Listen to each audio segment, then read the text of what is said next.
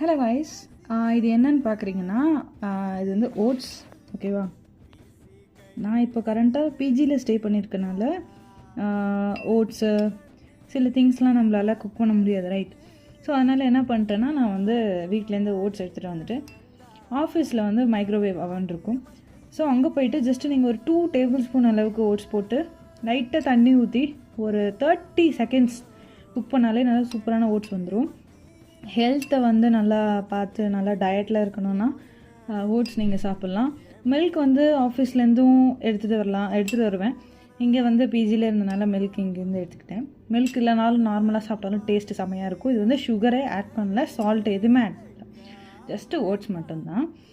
And இன்னையிலேருந்து daily நான் என்னென்ன சாப்பிட்றேன் ஃபார் டயட் கண்ட்ரோல் அப்படின்னு சொல்லிட்டு நான் உங்கள் கூட ஷேர் பண்ணலான்ட்டு இருக்கேன். பிஜியில் இருந்துட்டு எப்படி உங்களால் டயட் கண்ட்ரோல் பண்ண முடியுன்றது நான் வந்து சொல்ல போகிறேன் இன்னையிலேருந்து. So two subscribe for more videos. இந்த டயட் வந்து வெயிட் லாஸ் பண்ணுறதுக்கான டயட் தான். So I mean the food, நீங்கள் என்னென்ன ஃபுட்டெல்லாம் சாப்பிட்லாம் அப்படின்னு சொல்லிட்டு மார்னிங் டு நைட் அந்த ரொட்டீன் தான் நான் இன்னையிலேருந்து ஷேர் பண்ண போகிறேன்.